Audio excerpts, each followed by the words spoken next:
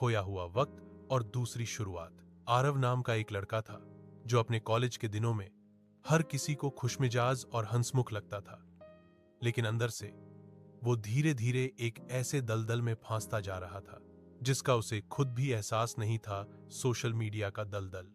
सुबह उठते ही सबसे पहले उसका हाथ फोन की ओर बढ़ता, फिर दिन की शुरुआत होती इंस्टाग्राम के रील्स से, फेसबुक की पोस्टों से, यूट्यूब के वीडियो से, और रात खत्म होती किसी वेब सीरीज या गेमिंग वीडियोस के साथ। उसकी लाइफ एक ऐसे चक्र में फंस चुकी थी जहां हर दिन सिर्फ स्क्रॉलिंग, लाइक, कमेंट और शेयर में गुजर जाता था।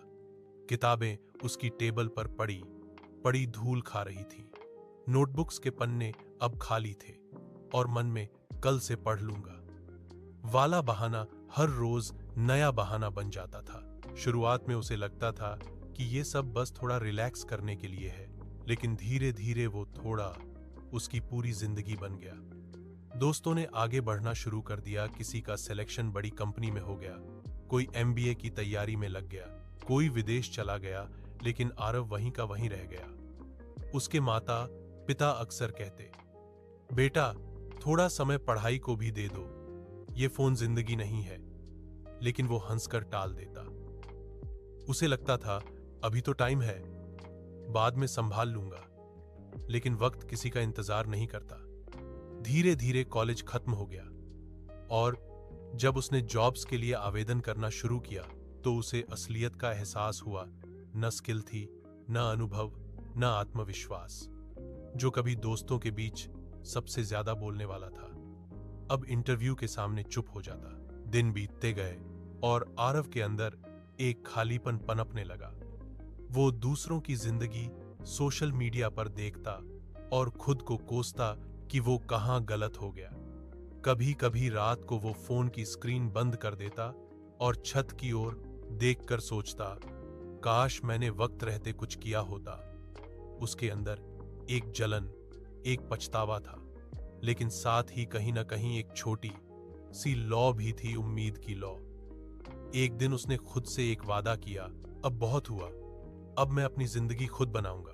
अगले ही दिन उसने अपने फोन से सारे सोशल मीडिया एप्स डिलीट कर दिए। शुरू के कुछ दिन बहुत मुश्किल थे। बार बार मन करता कि इंस्टाग्राम खोल लूं, यूट्यूब देख लूं, लेकिन उसने खुद को रोकना सीखा। उसने सुबह उठकर दौड़ लगाना शुरू किया, फिर किताबें पढ़ना शुरू किया। शुरू में ध्यान नहीं लगता था, लेकिन उसने छोटे छोटे कदम उठाए। हर दिन थोड़ा थोड़ा सुधार होने लगा। उसने एक ऑनलाइन कोर्स किया डिजिटल मार्केटिंग का। धीरे धीरे उसे समझ आया कि वही सोशल मीडिया जो कभी उसके समय को खा रहा था, अगर सही इस्तेमाल किया जाए तो वही उसकी सफलता की चाबी बन सकता है। उसने अपने स्किल्स को निखारा, प्रोजेक्ट्स बनाए और 1 साल बाद एक डिजिटल एजेंसी में इंटर्नशिप पाली। आरव अब वही लड़का था, पर सोच पूरी बदल चुकी थी।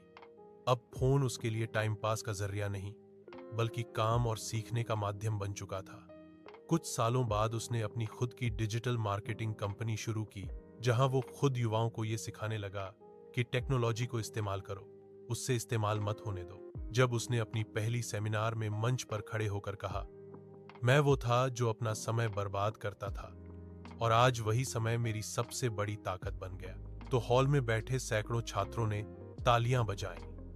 उस दिन आरव ने समझ लिया कि असफलता का डर नहीं, बल्कि आत्म नियंत्रण की कमी इंसान को पीछे रखती है। उसने अपने जीवन से एक सबसे बड़ा सबक सीखा, वक्त कभी किसी के लिए रुकता नहीं, लेकिन जो वक्त की कद्र करना सीख ले, वक्त भी उसी का हो जाता है। सीख, इस कहानी से यही सीख मिलती है कि अगर हम अपने समय को बेकार चीजों में गंवा दें तो जिंदगी हमें पीछे छोड़ देती है, लेकिन अगर हम अपने अंदर अनुशासन और आत्म नियंत्रण लाएं तो वही जीवन हमें दोबारा मौका देता है, एक दूसरी शुरुआत का। कभी भी देर नहीं होती, बस शुरुआत करनी होती है।